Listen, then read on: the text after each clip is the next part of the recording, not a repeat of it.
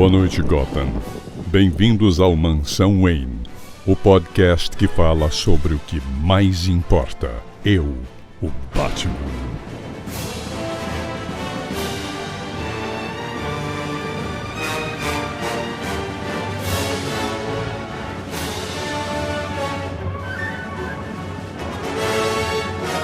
Boa noite, Gotham! Bem-vindos a mais um podcast Mansão Wayne, um podcast que fala sobre o que mais importa. Hoje um especial, né? Quem tá olhando o calendário e ouvindo no dia do lançamento percebeu que hoje é dia de finados. Então, que tema melhor do que falar do desafiador, o Deadman Boston Brand. E para isso estamos aqui com uma bancada maravilhosa e reduzida hoje, né? Começando por ele, a enciclopédia viva dos quadrinhos, provavelmente o maior especialista em Boston Brand que eu conheço no mundo, Leonardo Vicente, o Bud. Hoje estamos reduzidos, que é só a parte que está do outro lado da vida gravando.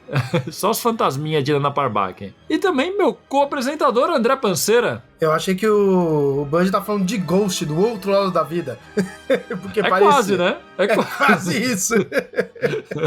Mas fala, galera, sejam bem-vindos aqui ao Mansão Wayne, o podcast que fala sobre o que mais importa. E hoje é sobre morto. É sobre gente morta, que é o que mais importa hoje, o desafiador, como o Carlos falou, né? O homem morto, na tradução literal. Vamos falar de Boston Brand, que é um personagem muito legal e pouca gente sabe alguma coisa sobre ele, mas vamos que vamos. E este que apresentou todo mundo, o cara que não quer ser o desafiador, Carlos Vasquez, hoje tá até. Pô, não, cara, imagina que merda. Tipo assim, ó, se for o jeito de continuar... Se você tiver que ser ele, você vai estar morto, né? Então, assim, se for pra morrer, eu prefiro continuar como fantasminha, que nem ele, que é maneiro. Mas se não, me deixa vivo aqui que tô bem. Ah, mas ele teve até uma morte interessante. Ele conseguiu namorar morto, né? Quando ele namorava a Columba.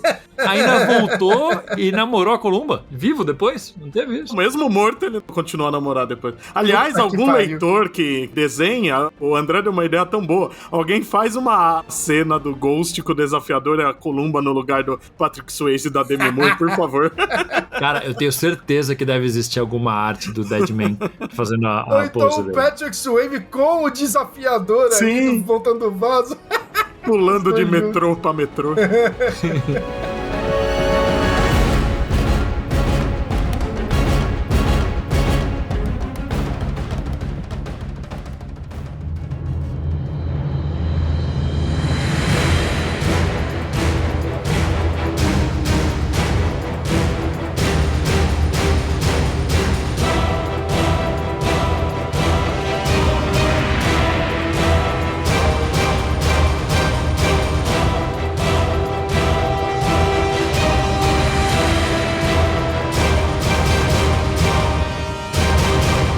Bom, vamos lá, que o desafiador é aqueles personagens que quem acompanha mais quadrinhos e tal, sempre vê ele fazendo uma ponta, né? E raramente alguém leu uma história dele. A maior parte das pessoas viu ele na Liga da Justiça, ele aparece em alguns desenhos animados, algumas coisas, e assim, nunca teve filme nem nada, né? Mas ele tava sempre por aí. Então as pessoas veem, tipo, sabe que existe, né? Mas não sabe muito sobre ele. E hoje a gente veio aqui exatamente pra resolver isso, pra você saber quem caralhos é o desafiador, que é um personagem bem antigo, né, cara? Eu tava vendo aqui, ele é de 67, aparecendo naquelas revistas aleatórias, né? Strange Adventures 205. 205, cara, esse é o mais impressionante. É tipo o Homem-Aranha, que apareceu numa revista aqui no tipo Strange, não sei das quantas também, que é tipo qualquer porra. Não era assim nessa época, né? É, então, pelo que eu vi, era dessas histórias de gibi de terror e tal. É, a DC nisso, ela sempre teve um diferencial, né, contra a Marvel, né? A DC sempre teve gibi de terror, capa-espada, humor, né? E os de terror nessa época lançou muita coisa boa, né? Incluindo o Desafiador, o Vingador Fantasma, na década seguinte o Etrigan, né? O núcleo místico da DC sempre foi bem rico. E eu vi aqui, ele foi criado pelo Arnold Drake, né, o roteirista, e pelo Carmine Infantino.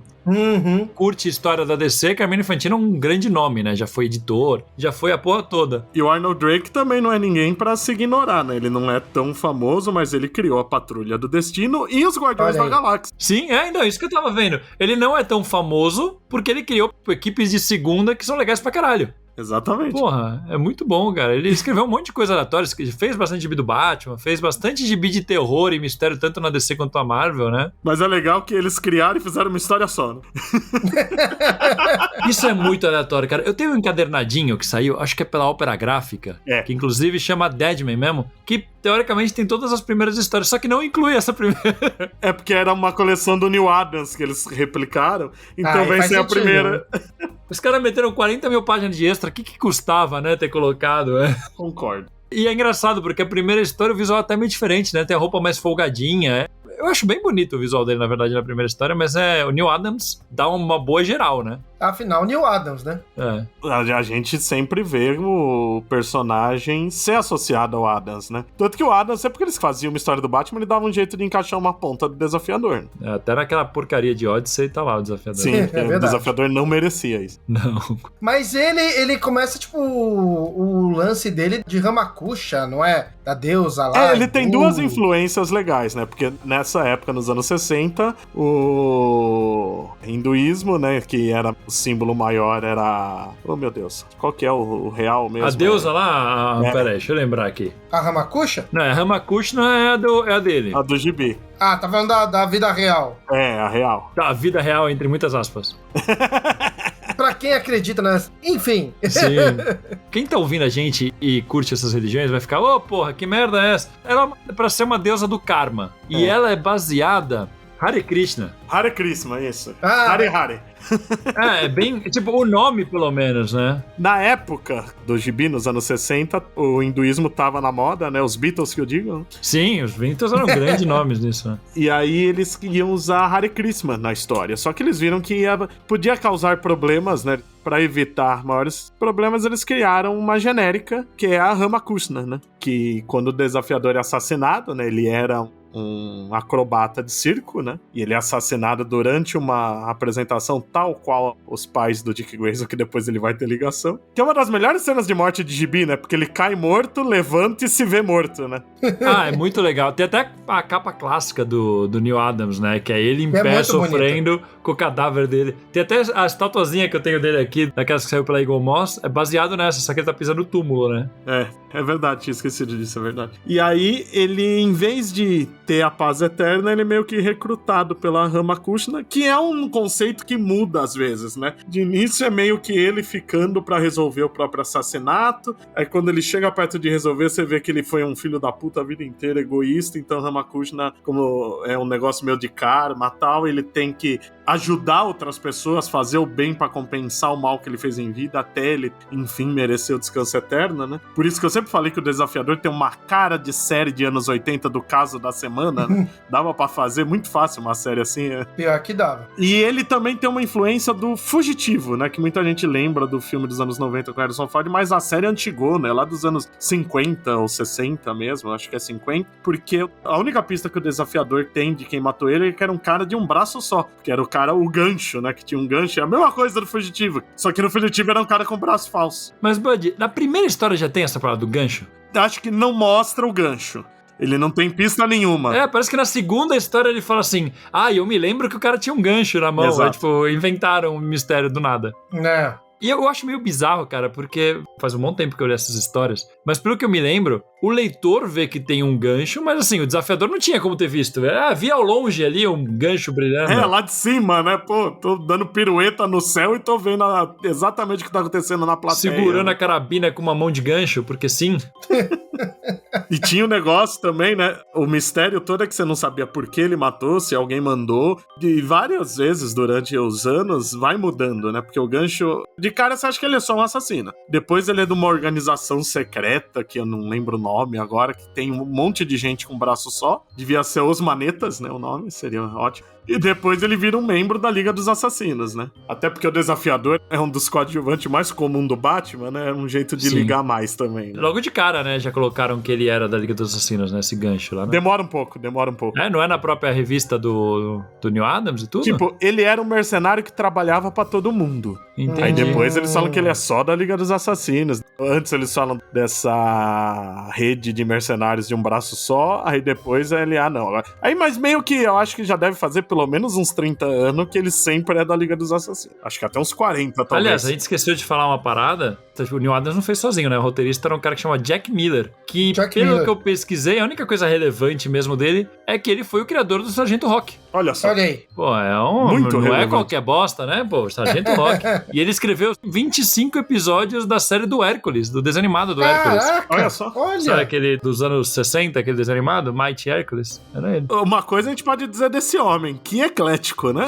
Sim. Né? Mas ele fez um monte de coisa do Batman, da Showcase, Tarzan, escreveu um monte de coisinha dessa. Legal. Ó, e quando que surge o negócio dele ter um irmão? Eu acho que ele fala desse irmão desde o início, mas o irmão aparece pouco. Até porque o irmão era mais gente boa que ele, né? Também ele serve de contrapeso, né? Porque eles, quando às vezes que mostra os flashbacks ou alguém lembrando do Boston em vida, né? A gente vê que ele era um puta cara egocêntrico, pisava em cima dos outros e tal. E o irmão, que também era circense, né? E tem depois a história mais pra frente que ele possui o irmão e é assassinado de novo no corpo do irmão do mesmo jeito, né?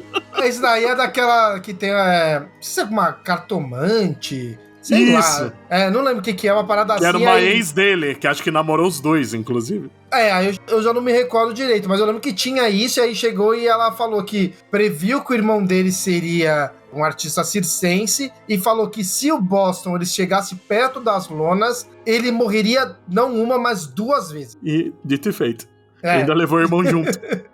Eu lembro vagamente dessa história, é verdade. E aí, boa a história, não é ruim.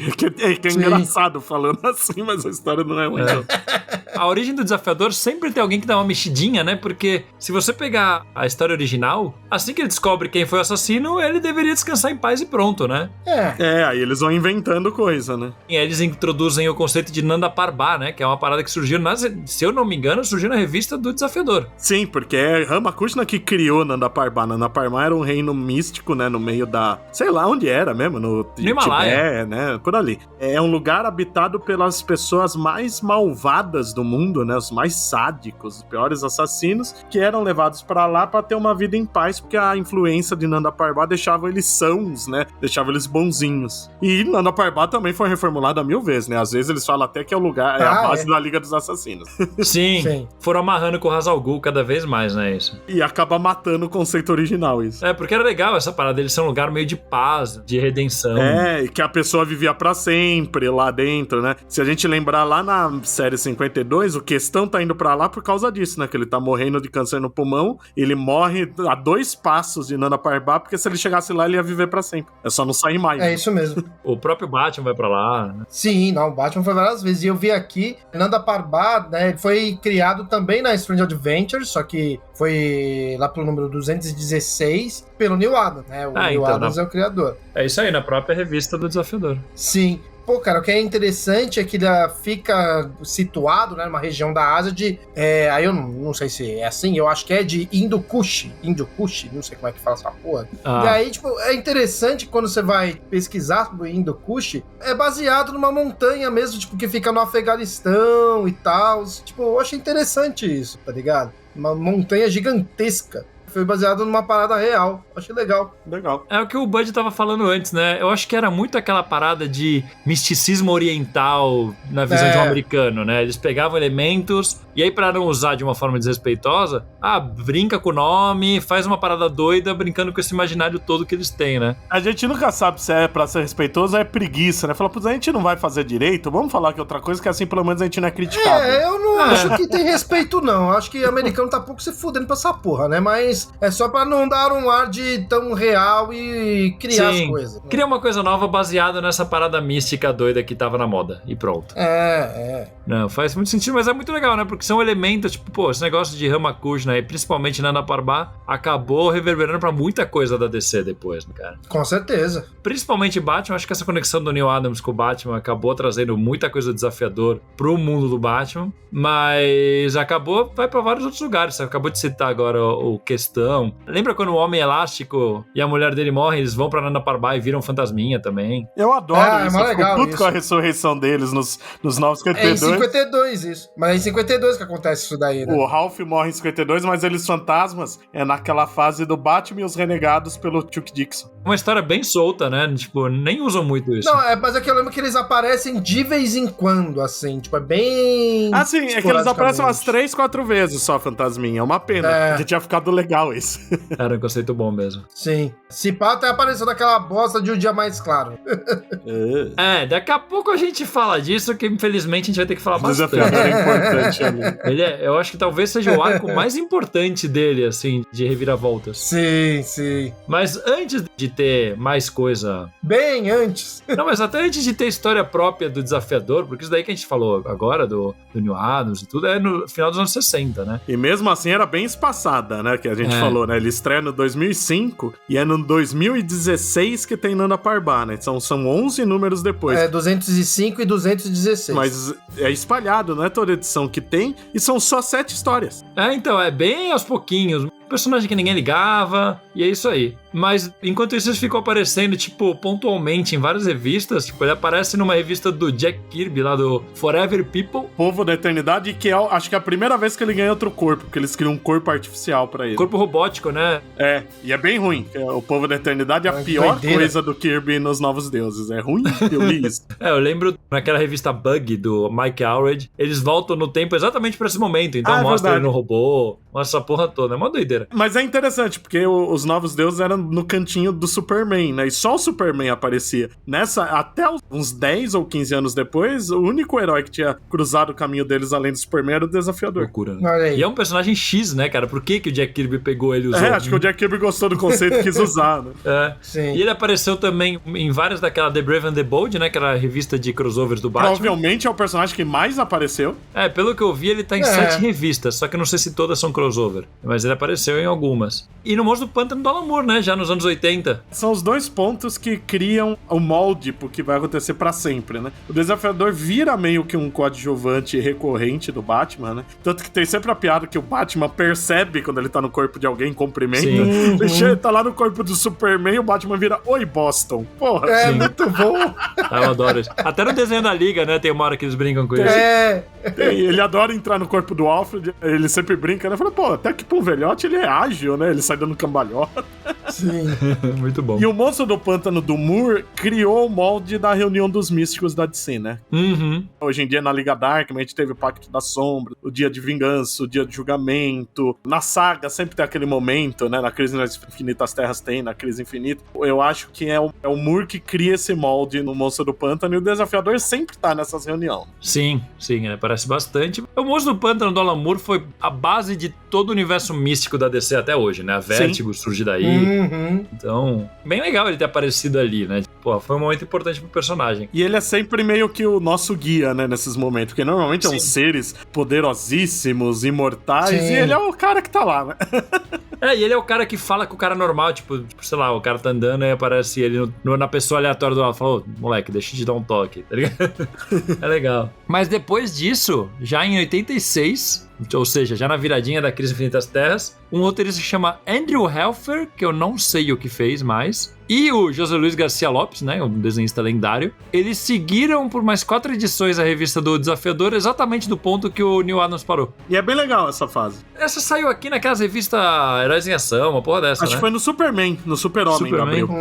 Foi, eu revisei o material da Heróica essa semana falando disso. Olha aí. Por coincidência. Olha aí, eu tenho algumas dessas, eu lembro de ter lido histórias soltas dessa fase. Que essa fase eu acho que é uma que explora mais por que ele continuou, né, depois de encontrar o assassino. Sim, tem um vilão que diz que é Lúcifer, mas não é. E é mais aventurão, eu acho, né? Tem uma pegada mais jovial, mais leve. E saiu encadernado pela Panini dessa fase. Olha aí. Em capa dura, na época que as capas duras não eram caras. Vou atrás disso, cara, se eu achar em algum lugar. Se algum ouvinte souber onde comprar, me manda o link. Eu comprei na Amazon, mas foi na época, né? Compre pelo link do Mansão N ou do Fala. Exatamente, façam isso. Exato.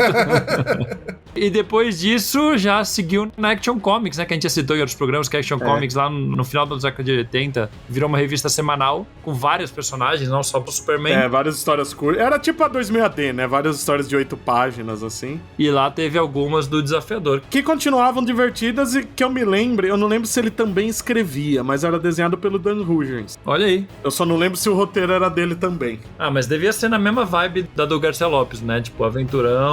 Seguia muito o mesmo ritmo. Seguia muito Acho o mesmo legal, ritmo. acho legal.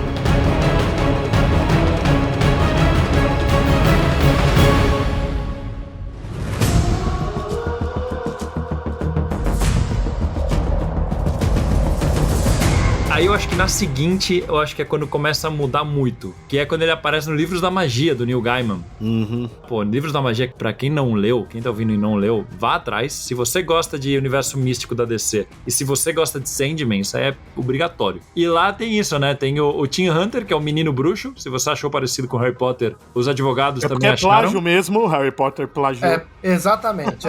J.K. Rowling, né? Copiou. Além de ser uma pessoa de merda, copiou. Exatamente. Mas lá é legal que é exatamente o que a gente tava falando antes dele ser essa ligação do universo místico com o mundano, né? Tem uma hora que o Tim Hunter, que é o menino que vai ser o maior mago do mundo e tá sendo guiado por grandes místicos da DC. Esperamos até hoje. Né? Até estamos esperando aí, aguardamos. Ele é tipo o Ash do Pokémon, né? É o famoso vem aí. Um dia ele chega lá. E ele aparece exatamente assim, tipo, ele é o cara que de vez em nunca aparece do lado do Tim Hunter uma pessoa falando, ô moleque, deixa eu te dar um toque, toma cuidado com esse cara aí, ó, fica esperto com tal coisa. Ele tá sempre dando uns toques. Não, e ele só tá rodeado de gente assustadora, né? O Mr. Yo quer matar ele, Sim. O Constantino é um puta sacana, o Dr. Oculto vai lá, até que vai lá, né, perto dos outros. O Dr. Oculto leva ele pros lados muito doido. E ele é só um E menino. o outro é o Vingador Fantasma, né? Que puta que pariu. Não então. tem nada mais assustador do que esse filho da puta, né? E ele é um moleque com um ioiô que vira uma coruja só. Ele tá, tipo, perdidaça. Ele é o Ian Neves jovem, né? Ele é o Ian Neves jovem de ioiô. E aliás, nesse mesmo ano, eu acho, sai uma saga que tem uma participação minúscula do Desafiador, mas é uma cena tão legal, né? Porque a gente meio que pulou o que o Desafiador faz, né? Porque ele morreu e verdade, ele pode né? possuir as pessoas, É né? verdade, tipo, Não só isso, né? Acho que é um pouco importante a gente falar os poderes, né, do Desafiador. A gente tá aqui Sim. supondo que todos os ouvintes conhecem bem, tipo, já viram o gibi Esse e grande tal. personagem. Se bem que a gente falou de Ghost, então acho que eles imaginam o que ele faz um pouquinho, né? O Desafiador, quando ele morre e a Ramakrishna deixa ele continuar vivo pra colocar o karma em equilíbrio continuar e tal. no plano terreno, né? Não necessariamente vivo, né? Não vivo, ele continua como um fantasma, né? E é um fantasma clássico, tipo, ele tá voando por aí, ninguém vê ele não consegue conversar Outros com ninguém. místicos, né? É bem Gasparzinho. Só que ele consegue possuir pessoas. Então, tipo, você tá andando, de Isso. repente, ele possui seu corpo e ele começa a mandar em você. Normalmente mostra que quem tá possuído não percebe, né? Não lembra. Não lembro o que aconteceu. É como se estivesse dormindo. Vez ou outra aparece alguém que tem uma força de vontade muito grande, alguma coisa assim, consegue controlar. O Batman eu lembro de já conseguir expulsar ele pelo menos uma vez. Eu lembro também. O Lobo, pô. O Lobo fica tretando com ele.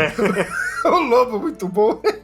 Mas é isso, então o poder dele é esse. Ele consegue possuir as pessoas e é isso. E quando ele não tá possuindo ninguém, ele não consegue fazer nada, basicamente. Ele é um fantasma. Mas aí tem a invasão, né? Que é um dos momentos mais úteis do poder dele, né? Que é uma saga que 9 raças alienígenas invadem a Terra. Ele chega lá no comandante da armada e aperta a autodestruição da nave. Destrói tudo, é muito bom. Caralho, nossa, não lembrava disso, cara. Ele tá na nave dos Cúndio. Aí ele aperta o botão de destruição, acabou. É verdade. Tinha esquecido. Invasão é muito trecheira, né, cara? Legal Cara, demais. mas mesmo assim, velho, porra, essa é a solução pra qualquer história, cara. Né? Cara, Não, acho que foi a vez que o Desafiador foi mais útil numa saga, sabe? Ai, caralho. É Uma verdade, né? página. É muito doido. Tipo, o Desafiador, se quisesse, ele pegava qualquer vilão e ia andando até a cadeia. Exato. E eu já vi ele fazendo isso. Aí a gente achou o personagem que derrota qualquer outro da DC, tá ligado? Que é Foi, isso, cara. mano? É muito bom. Nossa, cara, acabar com as guerras. Muito bom. E, cara, depois disso, acho que tem mais uma reviravolta doida, que são 2 minisséries desenhadas pelo Kelly Jones e escritas pelo Mike Baron. Mais um de Batman, né? O Mike Baron fazia Batman e Renegados, né? Pô. Ah, olha, e o Kelly Jones ainda não fazia Batman, mas pouco depois começou a fazer, né? Sim. 1 ano e meio, 2 anos depois ele tava lá, já. Kelly Jones ídolo, e se você ouvinte não gosta do Kelly Jones, você está errado. Muito errado. Até porque essa é uma das coisas mais legais do Desafiador que existem. Sim, ele fez uma minissérie que chama Love After Death, aqui chegou a sair como Amor Após a Morte, pela Abril. Pela Abril, e que eu fico puto que eles só publicaram a primeira, a segunda é inédita no Brasil até hoje. Então a segunda seria Desafiador Exorcismo, de 92, e nunca saiu. É a mesma dupla, Kelly Jones e Mike Baron, nunca saiu, eu procurei, não tem nada dela no Brasil. Que me lembra aqui que a primeira deve ter vendido mal na Abril, né? Mas essas coleçãozinhas de Eagle Moss, essas coisas, podiam ter colocado as duas juntas, né? Em algum encadernado. Lá fora saiu o encadernado das duas juntas. Do jeito que a Panini tá publicando loucamente tudo, já tá ficando sem medalhão, né? Eu acho que não deve demorar muito pra sair, né? Sabe o que é? Eu acho que o Desafiador é o tipo de personagem que em algum momento vai aparecer em algum filme, alguma coisa relevante, nem que seja fazendo uma ponta. Cara, tomara. Tomara, porque ele é um conceito muito legal, né? Eu acho maravilhoso, cara. Eu faria um filme, tipo um suspensezão, porque terror eu sei que não dá, porque gostaria de fazer terror, mas eu faria um suspense fodão com ele ali, porra, diferente desses filmes básicos de super-herói que já encheu o saco a maioria, faz um suspense aí, ó, bonito, ia ficar foda pra caralho, velho. Ele é muito fora da curva, o Desafiador. Ele tem os poderes e uma história muito diferente do resto. É porque ele habita os dois mundos, né? O visual dele é puro super-herói. Mas tem o macabro ainda, né, ali? É o visual, né? Que o Kelly Jones cria pra ele, que é aquele visual mais cadavérico, né? Então. Ele parece um esqueleto dentro do uniforme, né? Sim, Depois teve várias vezes que, inclusive, ele virou literalmente um esqueleto, né? No Reino do Amanhã. Esses aí nem tem muito o que falar, mas ele é um esqueleto. E depois a gente vai falar de Noite Mais Densa, que ele vira um esqueleto de novo, né? Bem baseado no Reino da Manhã. É um esqueleto. Ai, cara. Que merda. Não, e esse visualzinho bem cadavérico, assim, dele chega a aparecer em algumas outras coisas na época, né? Quando ele aparece fazendo Sim, o próprio Kelly Jones, quando ele vai desenhar o Batman, ele aparece em um arco lá, ele volta a desenhar ele assim. Sim. Por um período bem curto, virou o visual padrão. Eu lembro de histórias curtas, assim, normalmente aquelas histórias que mostram o universo DC de uma forma um pouco paródia, ele sempre aparecia cada caveirinha num canto, assim. Meio bizarro. Nossa, a queda do Batmirim, acho que ele tá assim. Ele tá é bizarro. E depois tem exatamente a do Lobo, que a gente citou agora há pouco, que é Lobo e Desafiador, chama The Brave and the Bold, mas Bold com A, de calvo mesmo. The Bold, é muito bom. O Bravo e o Calvo. Sensacional, cara. Eu não lembro como ficou aqui, saiu pela Metal Pesado isso. Cara, eu acho que eu tenho isso, porque eu lembro de ler, mas faz muitos anos. Acho que é o Careca mesmo. O Bravo e o Careca, deve ser. Eu acho que é o Careca. É muito boa essa história, cara. Na praia, possuindo os caras.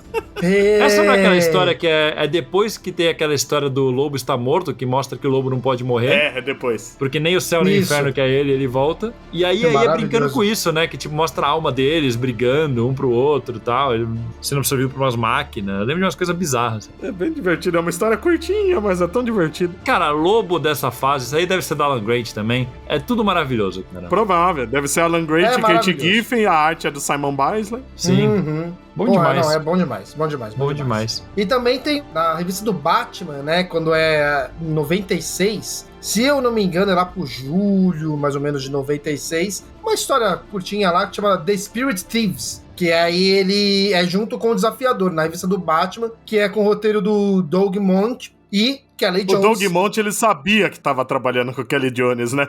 Ele só usa monstro, né? O monstro do pântano, crocodilo, cara de barro, morcego humano, só monstro.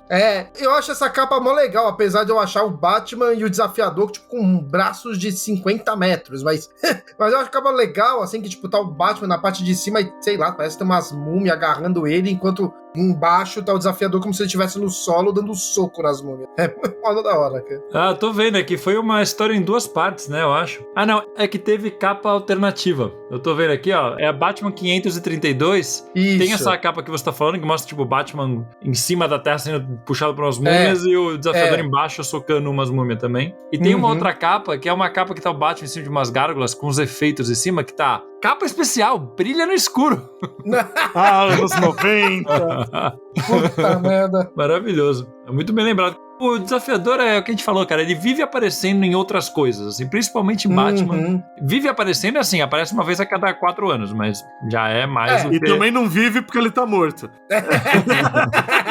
Puta que pariu. É um personagem que ele aparece muito pouquinho e ele é muito querido, né, cara? É muito louco. Você tem muita gente assim, né? Sim. E, pô, mano, ele combina demais com esse visual, tipo, que o Kelly Jones dá pra ele junto com o Batman, né? Mano, então não tem como os personagens, eles não terem uma química juntos, né? E, cara, a seguinte que eu consegui catar aqui, dando uma pesquisada, foi uma que é o Batman Desafiador, que lá fora saiu como Death and Glory. Eu sei que isso saiu aqui no Brasil pela... Eu acho que é pela Ópera Gráfica também, não tô lembrando o nome que saiu. Se não me engano, saiu naquela série Lendas do Batman, lá, Lendas do Cavaleiro das Trevas. Sim. Mas eu não lembro o nome também, eu não tô lembrando nem dos detalhes da história, eu lembro que a arte era muito bonita. Saiu em Lendas do Cavaleiro das Trevas, número 7. E é um belo nome de CD de metal, né? Death and Glory. Sim. Então aqui saiu só como Batman Deadman. E pronto, tipo, não tem nome da história, pelo menos na capa não tem. Cara, eu lembro vagamente dessa história porque é uma daquelas histórias que o pessoal discute quando quer falar se o Batman mata ou não mata. Porque o Batman é possuído por um fantasma e mata toda uma família. Uma porra dessa, Foi assim. ele, ponto.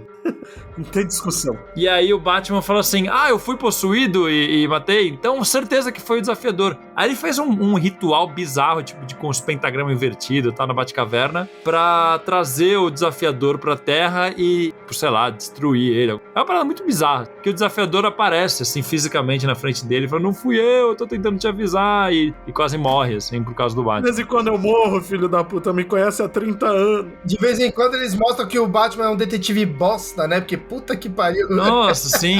É um outro fantasma que tinha outro nome lá, é uma parada meio doida, assim. É uma história meio bizarra, assim.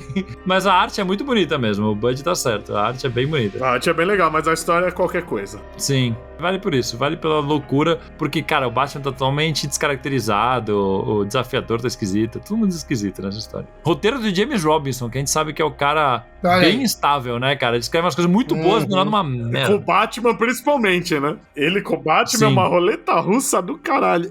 E a arte é um tal de John Estes, que eu não faço ideia de que mais que ele fez, mas não deve ter feito muita coisa, porque é um traço muito elaborado. E depois disso, já lá em 99, depois de muitas participações como essa que a gente falou no Batman e coisinhas assim, ele aparece numa minissérie que chama Dia do Julgamento, onde ele integra os Sentinelas da Magia. Você lembra qual que é essa história, Bud? Então, é uma história muito importante pro Spectro e pro Hal Jordan, né? Porque era a primeira de muitas vezes, né, do que aconteceu depois do Spectro ficar sem hospedeiro e ficar loucaço. E lembram daquele anjo Asmodel da Liga do Morrison? Aquele anjo caído, ele tenta controlar o Spectro e aí eles precisam pôr um novo hospedeiro e acaba sendo o Hal Jordan. Só que a história acaba envolvendo um monte de herói místico, que é uma equipe que não é uma equipe oficial. É tipo os Defensores da Marvel, que é uma equipe, mas ela nunca tá reunida. Na hora da emergência, a chama. Os Sentinelas da Magia, por uns 10 anos, foram isso, né? Então eu lembro que tinha o Alan Scott, a Ravena, a Zatanna, o Desafiador, o Vingador Fantasma. Era meio rotativa, né? Tinha gente que não aparecia sempre, o Demônio Azul tava ali. E o Desafiador, como de hábito, é um dos que tava quase sempre, né? Então, sempre que tinha Sentinelas da Magia na jogada, ele acabava dando as caras. E pelo que eu tô vendo, foi das primeiras coisas que o Geoff Johns fez na DC, né? Sim, acho que ele fez a Stargirl já. A Sociedade, acho que ele já tava começando. Ele foi o cara culpado por transformar o Hal em Spectre e anos depois foi ele que consertou a própria cagada. Sim. É muito doido isso aí. Então foi daí que surgiu aquele conceito do espectro sem hospedeiro ficar descontrolado. Sim, pelo menos que eu me lembro, é a primeira vez que usam. Loucura. E nos anos 2000 tem uma coisa interessante que até teve um evento daqueles semanais da DC que vai saindo várias edições especiais durante um mês que chamava Silver Age Showcase, né? Que eles resgatam os personagens que apareceram na revista Showcase e tal, e tem uma nova formação dos 7 Soldados da Vitória como se fosse na Era de Prata da DC, e o Desafiador é um deles. É uma equipe esquisitíssima, é ele, o Mento da Patrulha do Destino, o Cavaleiro Atômico usando o codinome Cavaleiro Andante, porque sim. Só pra confundir, o Cavaleiro Andante tem um legado pouco confuso já? Já começa o erro pela tradução? Sim, é verdade. Cavaleiro Andante, o cara não anda, ele tá no cavalo voador. Caralho! É tudo errado. É tudo errado, cara. O Adam Strange, eu não lembro os outros, mas é um gibi esquisito, divertido. Mas é interessante porque é o desafiador mais no meio dos heróis em vez dos místicos, né? Que nesse ponto já era mais raro, né? Sim. E teve também aquela saga inédita no Brasil da Justiça Jovem que chama Sins of Youth, os pecados dos jovens, né? Que é o Clarion, o menino bruxo, invertendo as idades, né? Então as crianças viram adulto e os adultos viram criança. E isso é maravilhoso, porque o desafiador vira um fantasminha meio Gasparzinho com o D minúsculo. Ah, é muito bom o D minúsculo na roupa. Meu Deus. É muito bom, Ele cara, vira isso. literalmente o fantasminha camarada. É muito engraçado o visual dele, cara. Eu adoro isso. Eu, por algum motivo, eu tenho isso. Eu achei no sebo a série inteira em edição avulsa. Cara, eu acho que naquela da queda do Pátio Mirim tem ele com o D minúsculo também. Em algum Faz momento, sentido. quando ele virou o desafiador Mirim. Desafiadorzinho. Muito bom. Cara, e eu acho que o seguinte é aquela minissérie que a gente citou já no nosso programa sobre o Jason Todd, que é o Deadman Dead Again, que aqui saiu como Morto Novamente, que é aquela minissérie onde o desafiador participa de todas as grandes tragédias da DC, né? Ele tá na crise, ele tá quando o Hal Jordan morre. Ele revisita as grandes mortes da DC, né? Ele revisita e mete um retcon que não faz sentido em todas elas. E que vai ser ignorado pra sempre. Sim, exatamente. E saiu aqui no Brasil naquela revista Dark Heroes da Brainstorm. Dark Heroes. Aliás, era o atrativo principal, né? Porque acho que quase todas as capas foi isso, né? Acho que sim. É o famoso gibi que eu comprei no sebo e tinha uma barata morta esmagada dentro. Nossa senhora. Era isso. Ele fedeu por muito tempo, hoje em dia não fede mais. Que nojo. O incrível é ter parado de feder. Não, para, eu deixei num lugar arejado. Mas que nojo, bicho. E em 2002 ele ganhou uma revista própria. Não achei muita coisa sobre ela, mas vi que existiu uma revista própria do Desafiador. Eu acho que ela vem logo depois do Dead Again, e eu não li ela também, não faço a mínima ideia do que acontece, né? Foi uma revista de curta duração, acho que ela não dura nem um ano. Não, eu tô vendo aqui, cara, tem umas capas muito bonitas do Mike Mignola. Tem 3 capas lindas. É verdade. Eu lembro que tinha uma época, nos primórdios da internet, sempre que eu pesquisava, aparecia essas capas. Eu procurava qualquer coisa do Desafiador, essas capas que apareciam. Nossa, tem umas lindas. Eu já usei umas delas de fundo de tela, assim, a versão em preto e branco e tal. Lindo demais. E outras capas do Garcia Lopes, né, que são na mesma linha Capa boa. do Dead Again, né, que eu acho bem legal eles trazerem o Garcia Lopes pra fazer a capa. Afinal, ele fez uma revista nos anos 80, né? Exatamente. Dead Again também, né? Acho que todas as capas são do José Garcia. Sim, Dead Again todas são dele, e aqui as primeiras são dele, depois muda pra essas do Mignola, que são lindas. E as duas últimas, algum outro desenhista, não sei quem que desenha. Não duvidaria que fosse o Kevin Nolan. Não tô achando aqui. Se for o mesmo artista de dentro, é o José Maria Beroy. Eu não sei quem é.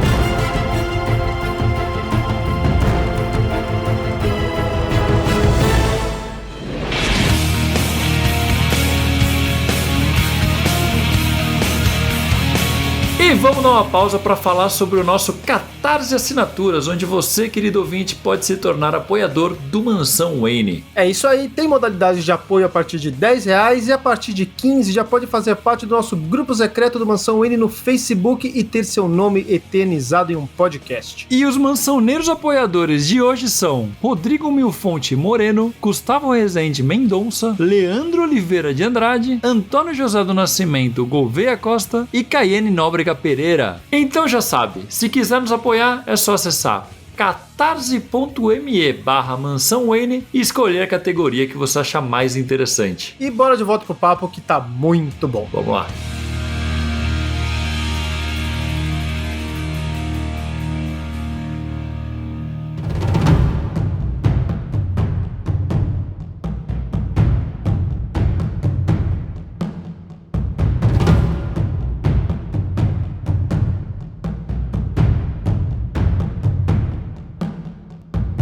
O Desafiador é pouco conhecido, mas o segundo Desafiador ninguém conhece. Puta, Nossa senhora. Eu pesquisei isso, cara. Eu vou te falar que eu fiquei com uma preguiça de ler. O gibi mas é eu bom. vi que é um outro personagem que chama Desafiador. E eu vi que algumas capas aparecem no Desafiador exatamente com o visual do Boston Brand. Por quê? Não Então. sei. Bud, por favor, Eu nem esclareça isso. lembrava disso que aparecia com o visual, mas eu li na época que saiu, foi uma série mensal que durou incríveis 13 edições e saiu pelo selo Vértigo. Caralho, ó, bastante. Era uma revista mensal mesmo. Era fora da cronologia totalmente e era escrita pelo Bruce Jones, que é um roteirista bom. bom, e desenhada por dois caras que eu não conheço, que são o John Watkins e o Ronald Wimber. E a história é de um piloto de teste chamado Brandon Case, que morre numa queda de avião, é óbvio, e vira uma alma penada tal qual o Boston Brand, mas ele não tem uniforme, as histórias são bem mais pesadas, assim, mais sóbrias, eu diria até, né? E envolve mais os dramas pessoal dele, não tem esse negócio de Liga dos Assassinos, Ramakushina e tal. Era um gibi estranho, mas legal. Só que é um que realmente, nem nos Estados Unidos o pessoal lembra que existiu isso.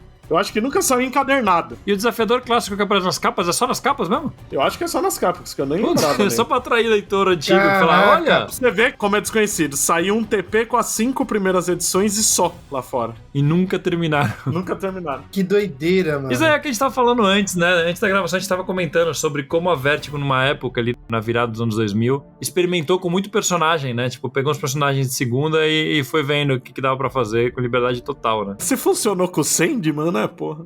Vamos ver, vai. Chuta aí. Se der errado, a gente ignora e lança um TP pela metade um dia. Nem metade. Em geral, cagou pra isso. E, em paralelo, ele continuava fazendo pontinhas aqui e ali, até que em 2009 ele voltou a ter uma puta relevância. Pena que de um jeito merda, mas ele teve uma puta relevância. No começo é bom, né? É. Ele começa participando da última boa saga da história dos quadrinhos como um todo.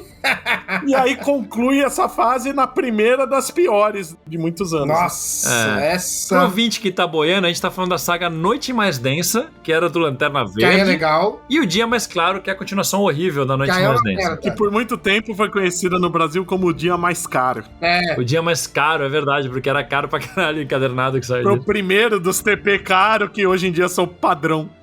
Exato. Pra dar um contexto pro ouvinte que não conhece tanto Lanterna Verde e tal, até porque esse programa não era pra ter nada de Lanterna Verde, mas tem, porque sim, porque é DC. O desafiador cruza com tudo. Todo mundo, cara. Teve uma saga do Lanterna Verde em que, resumindo, apareceu um anel mágico, que era o Anel Negro, que fez os mortos voltarem a andar como uma espécie de zumbi pelo universo DC.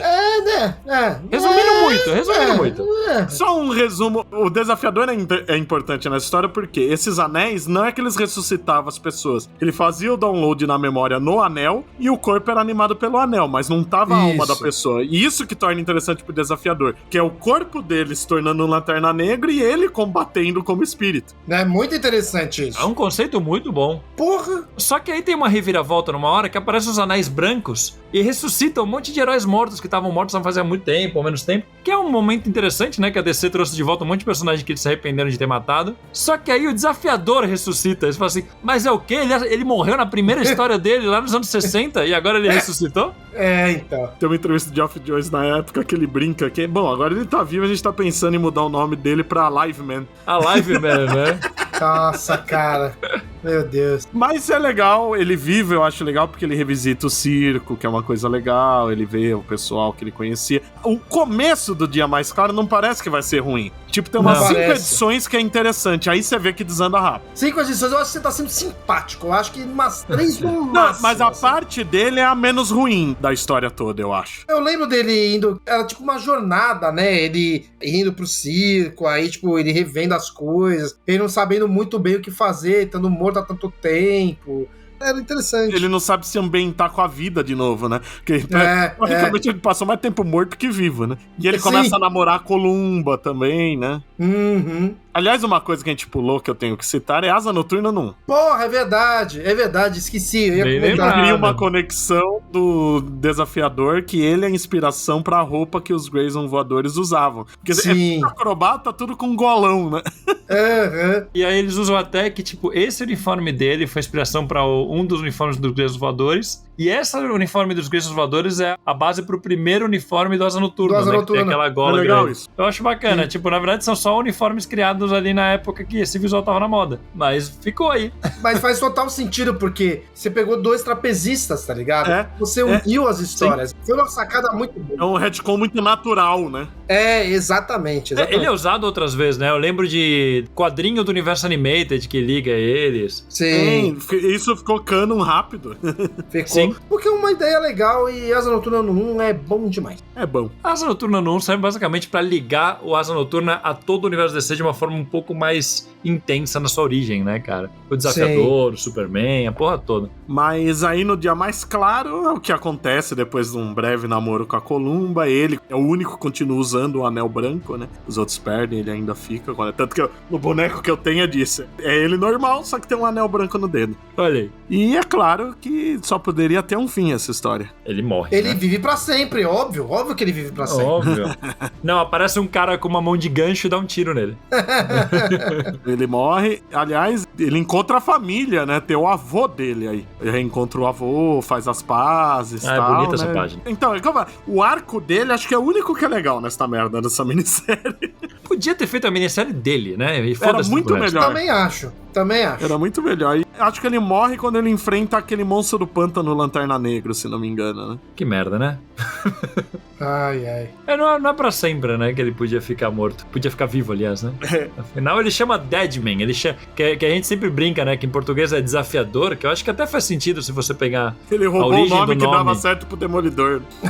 Não, mas é porque ele era um trapezista que desafiava a morte, né? Então eles brincam com isso. Ele era o desafiador. E aí em inglês era o Deadman. Eu não lembro quem dos primórdios da Abril fala, né? Que pra ele o nome perfeito pro Demolidor seria Desafiador. Sim, e o nome perfeito pro desafiador seria defunto, né? Pro final, ele é um morto e tem um D na roupa.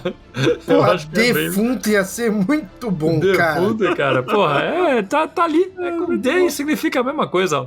Mas enfim, se tivesse saído alguns anos antes, por alguma dessas editoras que foi antes da Ebal, ele provavelmente teria sido Defunto Homem, alguma coisa assim. Defunto Homem. Não, pelo amor de Deus, não. A gente teve o Morcego Homem, né? Homem, puta que pariu, velho. O Aí Deadman, você cagou Defunto o Homem. pau.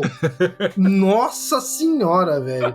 Mas, cara, calma lá que a gente falou de Dia Mais Claro, falou, não, é horrível. Puta, que Não sabemos tristeza, de né? nada. Só que aí, no Sempre ano pode seguinte... piorar. A mini dele no Flashpoint não é tão ruim perto das então outras. isso que eu falar. No ano seguinte veio o Ponto de Ignição, que teve aquela parada do universo de Flashpoint, que era tudo meio diferente. E realmente, o que o Bud falou é verdade. O arco dele, a minissérie dele, que chama Desafiador e os Graysons Voadores. Sim. E tudo tem cara de capa de pôster de circo e tal. E vou te falar que eles fazem umas mudancinhas no visual dele que eu acho tão bonitas. Sim, Colocam é legal. a cara dele com uma maquiagem mais de caveira ainda. Eu acho bem bonito. E é legal porque é essa versão dele arrogante, né? Trabalhando com os Graysons Voadores. E ele trabalha no mesmo circo que os Grayson Voadores, o Senhor Destino. Tem uma patota interessante ali. E é no meio da guerra na Europa, né? Que tá tendo a guerra entre Themyscira e Atlântida. O circo é atacado, os Grayson Voadores morrem. E eles pedem pro Boston cuidar do Dick Grayson, né? Que já é adulto. Olha que da e tal. hora. E ele acaba tentando, não consegue, morre, vira desafiador.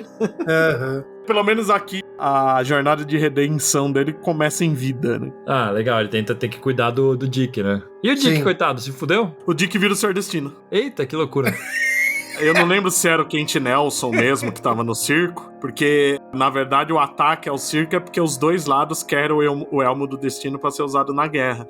Eu acho que é o próprio Kent Nelson, que eu não tenho certeza agora, passa pro Dick cuidar do elmo e ele vira Senhor Destino. Ah, legal, conceito legal. E aí depois veio os Novos 52, que reformulam tudo. E o Desafiador não reformula nada, praticamente. Cara, o Desafiador, ele ganha uma minissérie que, inclusive, uma curiosidade aqui, nosso amigo Alexandre Calari do Pipoca Nanquim, foi a primeira coisa da DC que ele editou. Que ele foi É editor. verdade, ele falou. Não era uma minissérie, na verdade, né? Era uma revista que chamava DC Comics Presents, Sim. que a cada arco ia reformular um personagem que não tinha revista própria. O primeiro Que é legal, do né? Desafiador. E o visual é um pouco do Flashpoint, né? Não é tanto a caveira pintada, mas é um pouquinho. É, eles colocam a maquiagem ao redor do olho, né? Eu acho que é um detalhe bem bonito que eles mantêm até hoje. Na verdade, é só uma forma diferente de você interpretar a estilização da máscara dele, né? É. Eu achei Sim. que funcionou bem. E paralelo a isso, né? Porque essa história é no passado, mas ela introduz um conceito de que Ramakrishna não era uma entidade boa, tinha algo de mal e ela queria manipular o Desafiador. Sim. É bem legal essa minissérie, cara. Eu lembro de gostar. Primeiro que eles introduzem melhor a base do Desafiador, né? Mostra ele na infância brigando com o irmão, mostra os pais dele, mostra que ele teve uma infância mais difícil. É, mostra que o pai dele, acho que abusava dele. Não abusar no sentido sexual, mas... A tia. Batia neles e tal. Isso. Eu lembro que era bem complexo isso. Eu lembro que, se não me engano, aquilo lá que eu falei da Cartomante, esse pai era essa história, hein? Não, parece 952 o negócio da Cartomante. Porque era bem parecido. Eu acho que é nas histórias da Action Comics aquilo. Pode ser. Que eu lembro também do pai abusador e tal, mas... enfim. São elementos que eles foram pensando de vários lugares e que eles juntaram de jeito legal. E eu acho legal que eles mostram a Ramakrishna, mais ainda com o negócio do karma, de uma forma um pouco mais séria. Toda hora eles mostram uma balança das boas ações e das más ações do Boston Brand, e ele tentando colocar um equilíbrio em tudo. É bem legal, cara. Eu li isso na época e vou te falar que foi das coisas que eu mais gostei dos 952, foi essa minissérie aí. Foi bem no começo, né? Sim, foi da primeira leva. O legal é que nesse período ele tava em 3 revistas. Só como ele era popular. Porque ele tava nessa... Ele tava namorando a Rapina e Columba como se não tivesse tido reboot nenhum, né? Como se fosse continuação do Dia Mais Claro. Aliás, namorando a Columba, por isso que vocês namorando a Rapina e Columba, trisal. Na verdade é um quarteto, né? Porque aí tem o corpo que ele possui. Podia ser o do Rapina. Né? Pra quem ficou horrorizado com a Mulher Maravilha namorando o Steve Trevor em outro corpo em 1984, aqui a cada encontro o desafiador usava um corpo diferente. Caralho, bicho, que... Não, mas eu só queria comentar que daí, no jeito que você falou, parecia que nem as pessoas falam assim, você que é a Sandy Júnior, tá ligado? Sandy Júnior. Agora, né? Você viu, a Sandy tá se divorciando do Júnior, né? A Sandy Júnior divorciando. E aí tinha ele no título de Rapina e Columba, que durou um incrível recorde de 8 números. Rapina e Columba não era uma dessas que foi do Liefeld? O Liefeld desenhava. Puta merda, cara. É isso aí, né, bicho? E o pior é que o roteirista era bom. Eu fiquei puto quando anunciaram o Liefeld, porque eu gostava do roteirista e eu adoro Rapina e Columba. Mas nem o roteirista salvou, era ruim mesmo. Não, Rapina e Columba tem uma história importante com o Liefeld, pô. Foi um dos primeiros títulos dele. Sim, que é a única história que ele desenhava de um jeito não tão sem vergonha.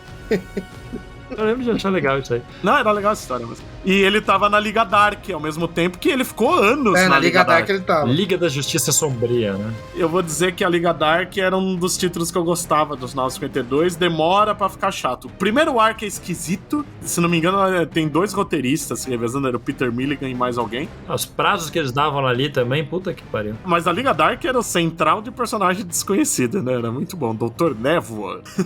O Tim Hunter participa, a Ametista, Frankenstein. Teve uma época que a Mulher Maravilha liderou a Liga Dark? Isso é mais recente. Doideira, aí né? tinha o Shade, o Homem Mutável. E o Desafiador era legal porque as pessoas meio que chamam eles de Liga da Justiça Dark de zoeira. E eu lembro que o Constantine ficava puto que o Desafiador é o cara que levava a sério ser super-herói. Ele ficava feliz que chamavam de Liga da Justiça. Muito bom. E claro, tem um arco que eles vão pra outra dimensão, onde tudo é meio zoado, que aí ele fica vivo, é óbvio, morre, claro. De novo, né? Sempre. Que eu lembro, esse universo era legal, porque a Orquídea Negra tava na equipe, aí ela vira tipo um monstro do Pântano Rosa. O Constantine não conseguia mentir, só falava a verdade. Caraca! A Madame Xanadu ficava com a idade real, então ela tava uma velhinha quase virando cinzas. E o Desafiador fica vivo, todo feliz, né? Mas tipo, acaba a edição ele vivo, na edição seguinte ele leva uma rajada e morre logo no começo da história. É South Park essa porra. É muito bom. Mas ele era divertido nesse título, eu gostava dele lá. Pena que a fase mais famosa, que é essa da Mulher Maravilha, não tem ele. Mas é bom, né? Uhum. Em 2016, aliás, teve uma outra mini dele, que essa eu não li. 2016? Que chama Deadman Dark Mansion of Forbidden Love. Caralho. Que é de uma tal Sarah Vaughan e a arte do Lan Medina, que já não me dá vontade nenhuma de ler. Mas aí já era Renascimento? Já era Renascimento. Ah, tá. Porque o Lan Medina desenha mal demais, então aí eu não tenho coragem. Nossa, cara, tem uma capa de ser aqueles mangá da DC, sabe? Não é difícil. Meu Deus, bicho. 2016 até 2017, estrelada pelo Desafiador. E é isso, eu não tô conseguindo achar mais nenhuma informação sobre isso. Vocês lembram quando teve logo no começo do Renascimento, que era o Francis Manapu fazendo um tico da Trindade? Uhum. Que aí eu lembro que eles fazem várias trindades, né? Era o Batman, o Superman e a Mulher Maravilha, tinha dos vilões, que era o Lex, o Hans e a Circe. Isso. A trindade meio sombria, que era o Capuz Vermelhos e os Foras da Lei, faz sentido. E aí tinha a dos místicos, que era o Constantino, o Desafiador e a Zatanna. Caralho. Quem eles simbolizavam? Não sei, porque não faz sentido. Tá, porra, velho. Cara, ó, só contextualizando um pouco essa do Desafiador Dark Mansion of Forbidden Love. Dark Mansion of Forbidden Love era o nome de uma revista dessas de terror da DC dos anos 70. Teve 4 edições. Uma homenagem, então. E teve a Forbidden Tales of Dark Mansion também, que era outra também dos anos 70. Mesma vibe. Ah, teve 15 edições. Na verdade, é a mesma revista que mudou de nome no número 5. Chamava Dark Mansion of Forbidden Love, depois virou Forbidden Tales of the Dark Mansion. Que era uma revista de terror. Eu vi uma capa aqui que a mina que participa da história parece a Mônica. Parece mesmo. A Mônica da Turma da Mônica Jovem. É muito. Deve ter sido inspiração, hein? É muito Eu não parecido, duvido, cara. Essa é uma que eu nem lembrava, eu vi agora, pra ser sincero.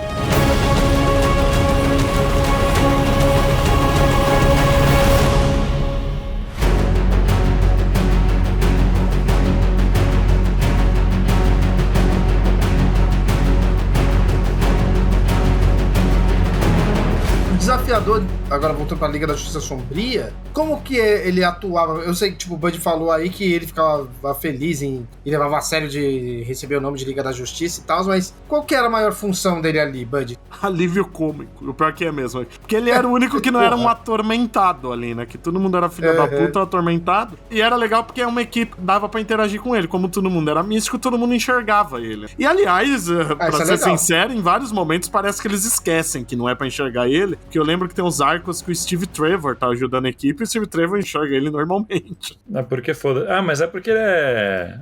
Pegou a Mulher Maravilha. É porque ele exatamente, ele é muito velho, é por isso. É. No filme ele não é um fantasma também? Então tá tudo certo. Tá tudo certo, tá tudo em casa. Em casa também possui a gente fazer a merda. Nossa, cara, que ideia, né? Pelo que eu vi, a parada mais recente que tem dele é o Night Terrors, né? Que é basicamente um fim pro desafiador, né? Porque o Night Terrors é o ataque de um novo vilão chamado Insônia, não é o Robin Williams, que ataca todos os heróis da Terra porque ele tem um trauma. Ele tem insônia, ele tá internado na Torre Arkham porque ele não dorme, porque quando ele dorme ele tem pesadelos com a Liga da Justiça e a família dele, porque durante Metal, eu se tivesse vivido Metal também teria pesadelos pra sempre. Ele tá chegando em casa, no meio da saga mostra aí o flashback, né? Ele, Liga da Justiça tá enfrentando um monte de Batman alternativo, não sei o quê. Falaram que a gente tinha que evacuar o prédio, mas eu confio na Liga da Justiça. Ele fala isso, o prédio desaba, a família morre. E ele põe a culpa na Liga porque ele foi burro de não obedecer o que falaram pra fazer, né? E aí ele meio que toma o poder do mundo dos pesadelos, tal, começa a criar os pesadelos dos heróis e vilões da DC, e ele meio que arma uma armadilha pro desafiador.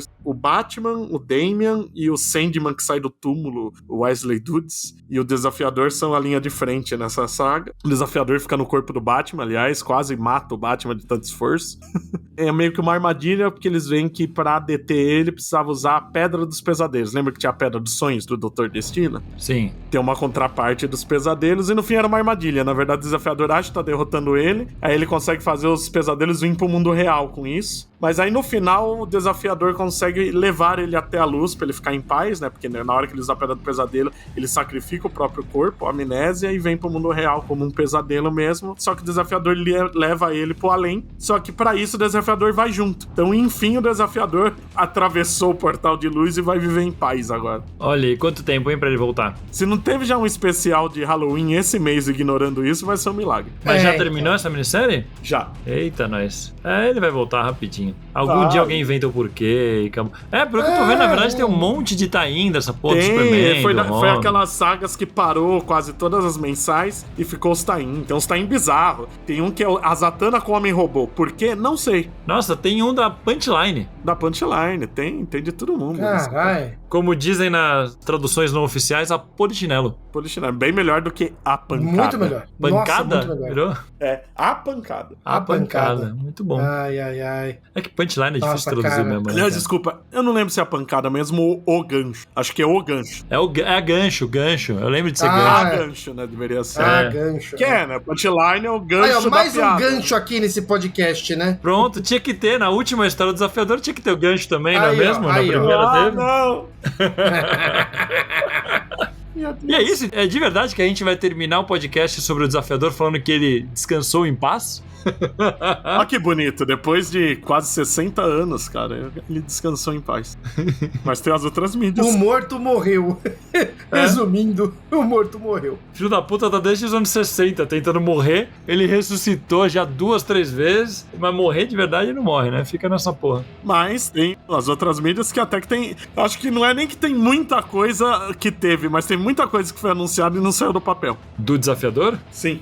Tipo o quê? Teve um filme pelo Guilherme Del Toro, que ele falou que ia dirigir. Nossa, isso nunca iria acontecer. Que era daquele projeto da Justiça Liga Dark que o Del Toro ia FA, né? Teve uma série da CW que chegaram a anunciar e ia ser o Eric Kripke, o criador do Supernatural, que ia ser o showrunner. Nossa. Foi antes do Arrow até. Nossa senhora. Teve um filme da TNT que entrou em desenvolvimento como se fosse um piloto de série também, nunca saiu do papel. Aí na Liga Animada, que a gente falou, né, no Sem Limites tem esse episódio que ele possui o Batman e ele mata o cara usando o corpo do Batman, o Batman fica putaço. No Brave and Bold ele aparece várias vezes, né? Sim. E o visual é muito legal do Brave and Bold. Ele aparece pra E caramba. tem um episódio de zumbi maravilhoso, chama Dawn of the Dead Man. O episódio é maravilhoso, cara. Que é com o Fantasma Fidalgo, né? Sim, Fantasma Fidalgo, o personagem com o melhor nome da DC. E o dublador aí era o Michael Rosenbaum, né? Que era o Luthor do Smallville e fazia a voz do Flash na liguinha. Maravilhoso. Ele que faz o desafiador. Ele gosta de fazer careca. Jovens Titãs em Ação, ele aparece tanto na série quanto no filme, né? Rapidinho. Sim. E ele teve uma série de curtas naquele Destination, que ele tinha um visual muito legal. É muito bonitinho, cara. Ele todo cabeçudinho. Era muito legalzinho mesmo. Era muito bom, cara. Esses curtas da Destination, no geral, são muito maravilhosos. Eu fico triste que eles não estão em lugar nenhum. Não tá nem na HBO Max tem essa porra. Não tem. Porra, todos eles eram maravilhosos. Esses eram muito bons. Eu queria muito bonequinho dele com esse visual. Cara, uma coisa que eu tava vendo aqui, teve aquele longa do Injustice, né? Aham. Pelo que eu tô vendo aqui, tem uma versão do Deadman que ele é o Dick Grayson, vira tipo uma espécie de desafiador, que é o Deadwing. Eu não sabia, que eu não vi. Deve ser porque o Asa morre e volta tipo ele, né? E aí ele vira o Deadwing. É uma piadinha com Nightwing e Deadman. Meu Deus, eu não vi isso. Porque assim, eu vi o visual dele, ele é tipo... Ele é aquele uniforme clássico do Asa Noturna que tem a águia no peito, só que tem um D dentro da águia. Eu já vi, isso é verdade, eu já vi. Né? É que eu não sabia de onde era. Injustice 2, no final do Raiden, ele aparece como fundador da Liga da Justiça Dark. Caralho, mano. Não fala nada, ele só aparece no fundo. No gibi do Injustice ele aparece bastante. Eu nunca zerei com o Raiden pra saber. Tem que zerar com o Raiden agora, André, pô, pra ver o desafiador. E no longa da Liga Dark, né, ele também é um dos principais, possui o Batman como sempre, é reconhecido pelo Batman quando ele tá no corpo, acho que da Zatanna. Ele vira amigo da Orquídea Negra, porra, grande. Sim, tem um namorico, né, ali, né. E ele aparece também, o único jogo que ele é possível você jogar com ele é o Lego DC Super Villains. Mas todo mundo você joga nesse jogo também, né, então, caralho? ele é parte do DLC da Liga da Justiça Dark, você ainda tem que pagar a parte pra jogar com ele. Agora, o mais legal dele é que a primeira aparição dele no universo Animated, nos desenhos, é na Liga, né? Primeira e única, né? Sim. Mas no gibi do Batman Animated, ele apareceu várias vezes, né? Eu acho que é lá que ele aparece pela primeira vez sendo associado aos Graysons Voadores, né? Uhum. Que ele aparece no circo, né? Performando lá no circo. Ele é substituto deles no circo. É isso. E, aliás, que você falou do Asa Noturna no desenho do Injustice, eu tô vendo que no quadrinho do Injustice mostra ele ensinando o Dick a ser um fantasma. Olha aí. Os caras vão esticando, né? É porque o Dick morre de um jeito tão idiota que os caras teve que puxar ele de volta, né? Não dá pra te deixar em paz com essa morte, né? Primeira edição de Injustice. O Asa Noturna tropeça, cai numa pedra e morre. Sério, vai se fuder, cara. Ele bate a cabeça numa pedrinha. É muito ruim, cara. É horrível. É muito idiota. Não. No quadrinho também do Injustice, no prequel, ele é derrotado pelo Mitsplick, que tá disfarçado de espectro. Que eu lembro que esse, eu acho que é o ano 2, se não me engano, né, do Prelúdio, que o ano todo são os deuses e os místicos se envolvendo na treta. Não, pelo que eu tô vendo aqui, ele é derrotado pelo Mitsplick e aí ele vai pro além mesmo, né? Só que antes disso, ele passa os poderes pro Dick Grayson e treina ele. E falta o desafiador musical. Sim, pô, isso é muito importante, que é um DJ que chama Cassius, que eu acho que é francês, sei lá de onde que é, caralho, que é o Cassius. Caralho. Que é maravilhoso, cara. Procura aí, Cassius Feeling For You, joga no YouTube, vocês vão ficar maravilhados. Pior que ele é um DJ mal respeitado, cara. Eu lembro que na MTV passava de vez em quando esse clipe, que normalmente era Cassius 2000, assim. Mas só procurem. Só procurem. Porra, eu acho que agora a gente encerrou, né, cara? Porque parabéns, desafiador. Tá aí fazendo sei lá quantos anos. Não é aniversário dele, mas...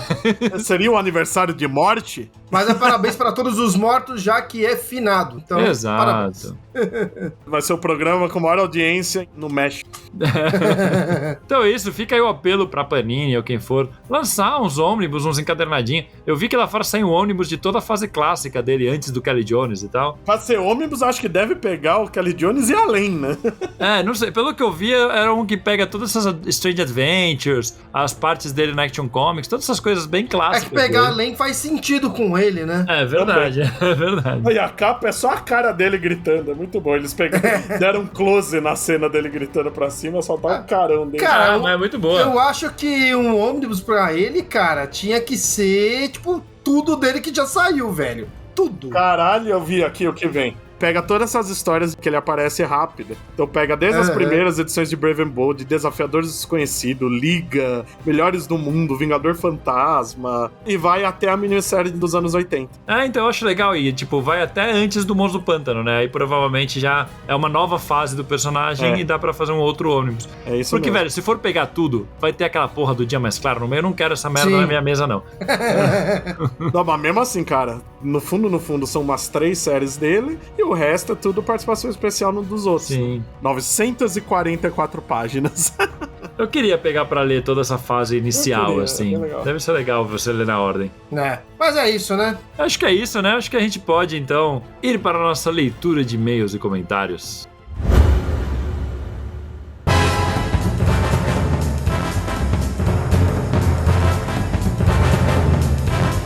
E vamos lá para mais uma leitura de e-mails e comentários, hoje sobre o programa 187, Histórias Menos Conhecidas do Batman. Começando por um comentário lá do Facebook do nosso ouvinte que se auto-intitula Bruce Kane, né? Algo me diz que ele é muito fã de Batman, ou que os pais eram muitos fãs de Batman, né? Vai saber, às vezes é o nome verdadeiro. Ele disse o seguinte: programa maravilhoso, fiquei muito feliz por alcançar a cronologia atual do podcast, mas triste ao mesmo tempo porque maratonei todos os episódios anteriores e agora resta esperar o próximo podcast. No programa atual, ri muito com a galera, vocês estavam demais. Belíssimas indicações enriquecendo cada vez mais nossa bibliografia do morcego. Parabéns a todos, abraço, e mandou um morceguinho. Pô, que legal que você maratonou tudo. Vou te falar que eu fico muito feliz quando eu fico sabendo de algum ouvinte que tá pegando primeiro e ouvindo tudo na ordem. Então, se você maratonou tudo e tá órfão, vou te falar o seguinte: se você ouviu pelo Spotify, às vezes tem alguns programas que não estão lá porque caiu por algum motivo, a gente tá arrumando. Dá uma olhadinha, você consegue ouvir pelo site ou pelas outras plataformas. E se não, lá no nosso site você entra em vídeos, tem um monte de lives, um monte de coisa que funcionam como complementos bem legais pro podcast, tá, Bruce? Então, muito obrigado pelos elogios e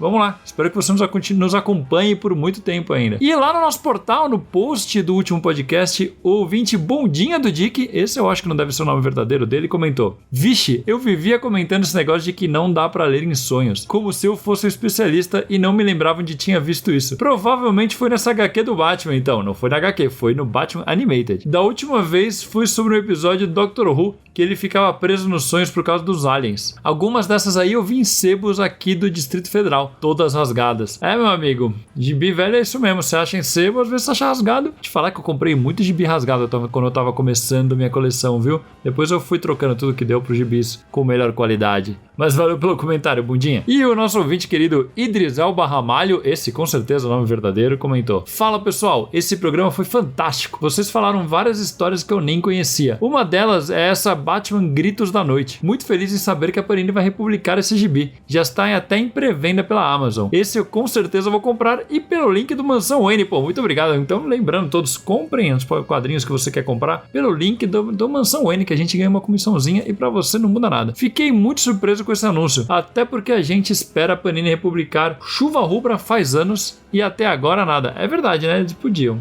E ele continua aqui: eu detesto tudo que o Scott Snyder fez no Batman dos Novos 52, mas antes de Corte das Corujas, Morte da Família, Metal e todos esses carai de asa, ele escreveu Batman Black Mirror, que é uma história boa demais. Acabou que as porcarias dele no Novos 52 ofuscaram essa ótima HQ que ele fez na cronologia antiga. Aposto que muitos que começaram com os Novos 52 nem a conheceram, por isso consideram uma história maravilhosa que foi injustamente esquecida. Muito bem lembrado, Idris, essa é uma HQ que a gente já citou algumas vezes aqui no podcast. É um quadrinho muito bom que traz de volta o filho do Comissário Gordon, né, o Jim Gordon Jr. É muito boa mesmo, acho que, se eu não me engano, a estreia do Scott Snyder e foi daí que puxaram ele pra fazer os Novos 52. Pena que ele foi por um caminho totalmente diferente. Ou não, né? A gente identificou alguns padrões daquela história de flashback e tudo, que quando é feito uma vez é legal, mas quando repete é um saco. Então é isso, valeu e fica a indicação mesmo. Black Mirror, eu acho que no Brasil saiu como Espelho Sombrio. Saiu pouco antes do Novos 52, não sei se saiu em algum encadernado, mas vale a pena ir atrás. E o Daniel, também no nosso portal, comentou: acho que o grande problema de muitas dessas edições não saírem aqui aqui é pela curadoria ruim da própria Panini, que mais uma vez vai publicar Scott Snyder com seu Corte das Corujas ao invés de pérolas como Coringa, Advogado do Diabo.